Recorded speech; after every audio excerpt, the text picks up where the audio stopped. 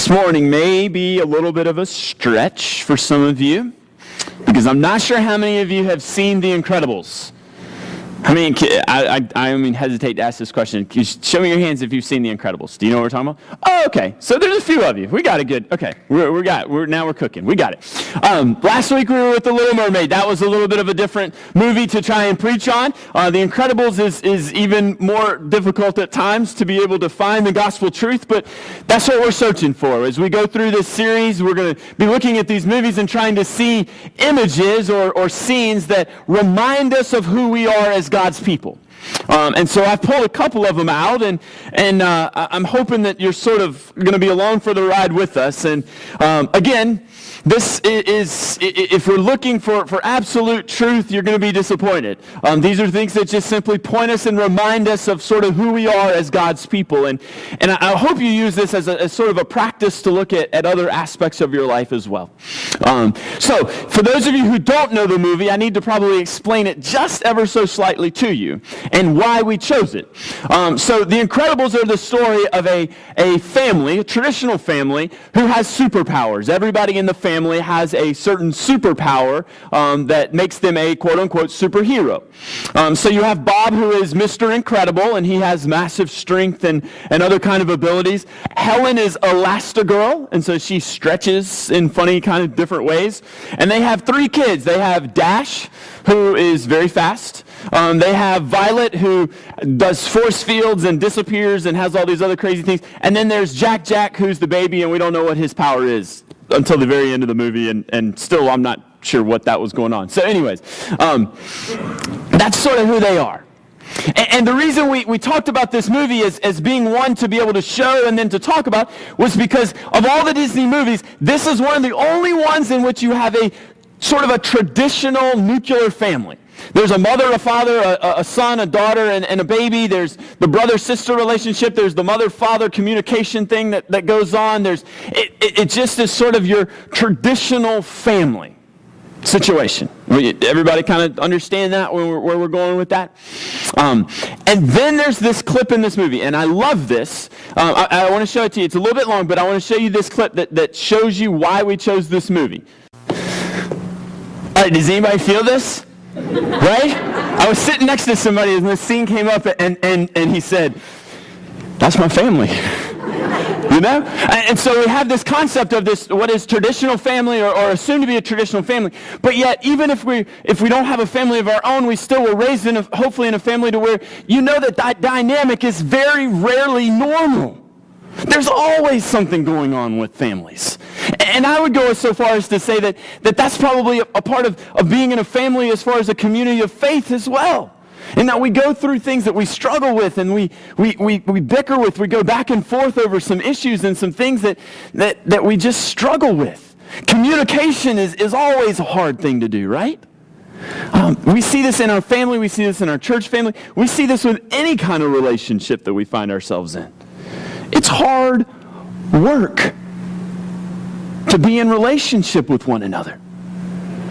I did a couple of weddings back to back. I did 2 weddings in like 7 days. And in both situations, I sat and I talked to the bride and groom there during the little homily, and I said, "You're getting ready to have to work hard to be a husband and a wife. It's not easy." There's some people nodding. That's right. It's not.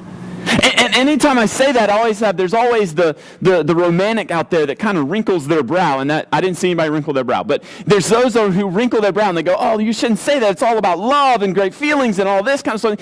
And those are things to celebrate, but the reality is we were made to work. And if you go back to Genesis and you look at the really first charge that the first 2 people have, it was to go out and to work with each other. I think about that in relationship here as far as the church family is concerned too. Because it takes a little bit to come and to be with people, interacting with them. We make mistakes. We mess up. We let each other down. We fail. We stumble. We trip. We fall. It's part of being in relationship with each other. I think that we were created, each of us are created as individuals. I mean, God intimately created and knows each one of us as single individuals, but yet we were created for community, to be with one another. I think of Jesus' words that he talks about all the time of I am the vine and you are the branches. We are connected one to another. We're not isolated. We're not alone. So to watch a movie and then to see when the reason we picked it was because it was a whole family unit, and to see how they struggle a little bit. They struggle with communication. They struggle with interacting with one another. And for us to go, yeah, so do we. And that's okay. That's part of the hard work that we are made to do, to be in community with one another. Now, part of this story, and so that's one element of this story. You have the family dynamics as they go back and forth with each other. But the other part is they're superheroes. So they're here to fight crime and to help those who are in need. And so at the beginning of the movie, what we learn is that some things have happened, and it's not popular to be superheroes anymore. They have to go into hiding. Average citizens, average heroes, quietly and anonymously continuing to make the world a better place. Some of you probably remember,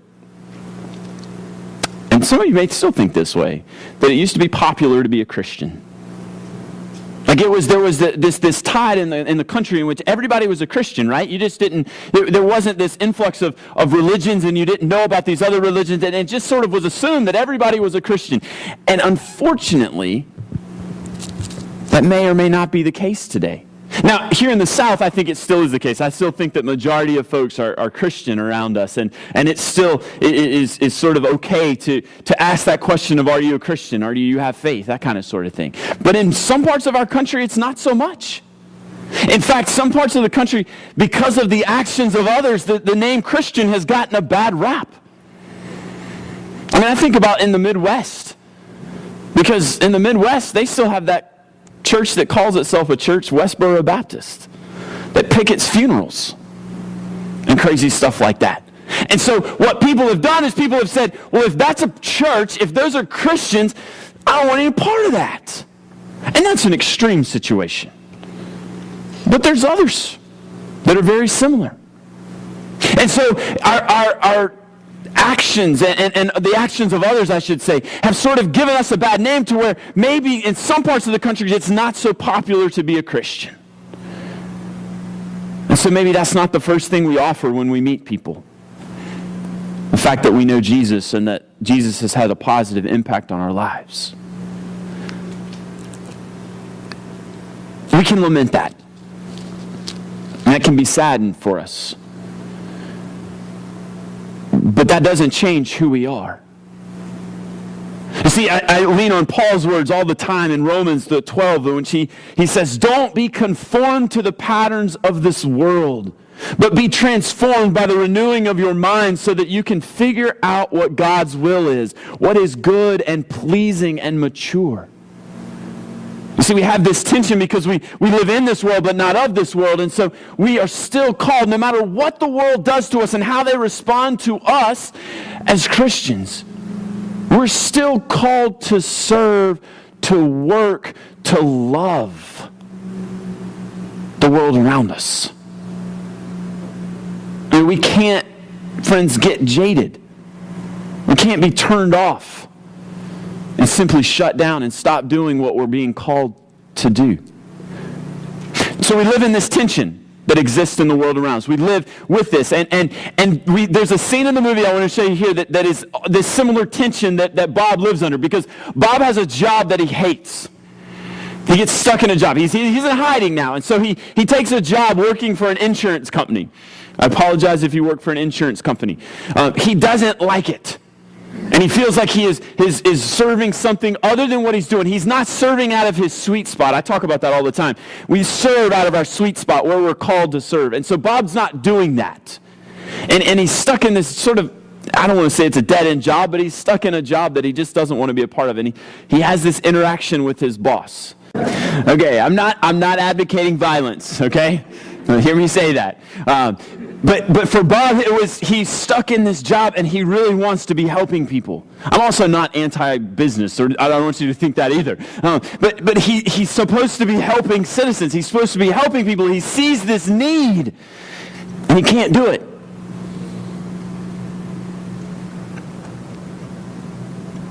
He has this tension inside of him versus serving and doing what he knows he's called to be doing and sort of stuck having to do this other thing instead.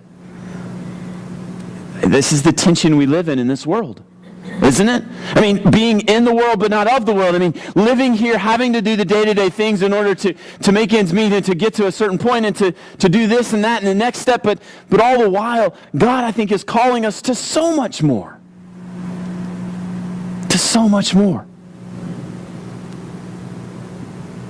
Especially for the world that is in need. You know, it's not as extreme as somebody sort of getting mugged or beaten up and us having to run and to rescue them, but there are situations in our lives in which people are hurting and we feel like we want to step out and help them, but we just don't know how. Or we feel like we can't because of where we are in our lives. The problem with this is that the only thing that we really know about the afterlife or what is to come, Jesus' only teachings to us is the story that he tells us in Matthew 25 when he talks about sheep and goats. And it hits on this very tension that we feel in that we know we need to step in and help. He says, then the king will say to those on his right, come, you who will receive good things from my Father, inherit the kingdom that will be prepared for you.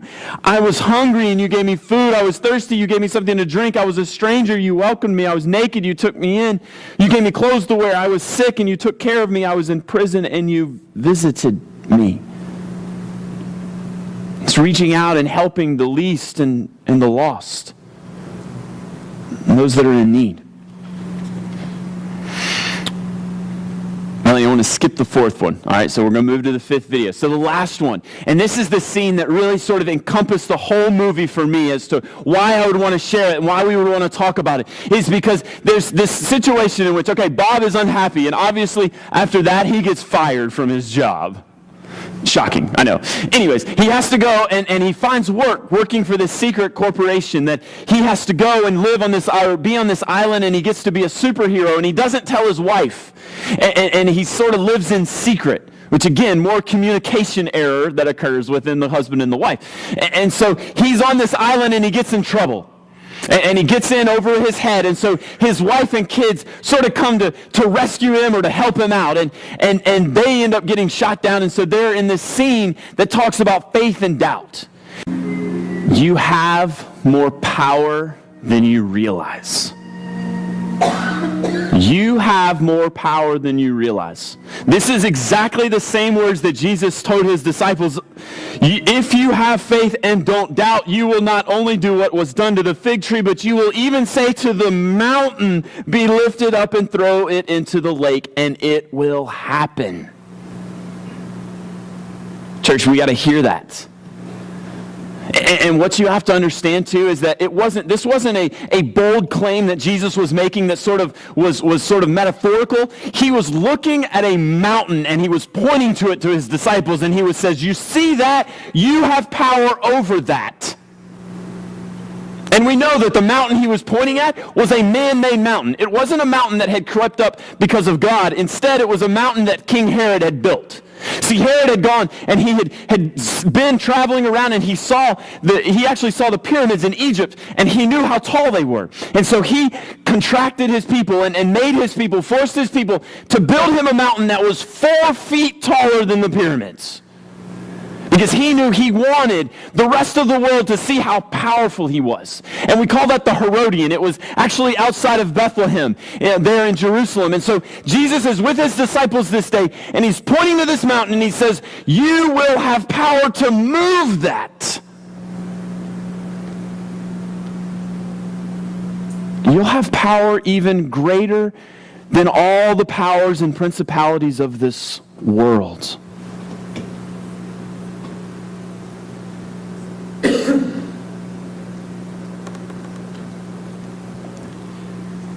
And friends, we're equipped to do that work as well. I read you the armor of God passage, and I want to read it again. This is Eugene Peterson's version. Just hear this and feel this with me. Be prepared. You're up against far more than you can handle on your own. How many of us know that and own that? Right? We know that we're in over our heads. He says, take all the help you can get. Every weapon God has issued, so that when it's all over but the shouting, you'll be able to still be on your feet. Truth, righteousness, peace, faith, salvation are more than words. Learn how to apply them. You'll need them throughout your life. God's word is an indispensable weapon. In the same way, prayer is essential in this ongoing warfare. Pray hard, pray long, pray for your brothers and sisters. Keep your eyes open. And lastly, he says, keep each other's spirits up so that no one falls behind or drops out.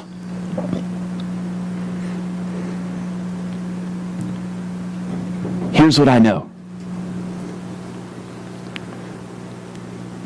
We, you and I, the church, we are the only superheroes that this world needs. We have that power. Not as individuals, not alone, but together. Let's get to work. Amen? Amen.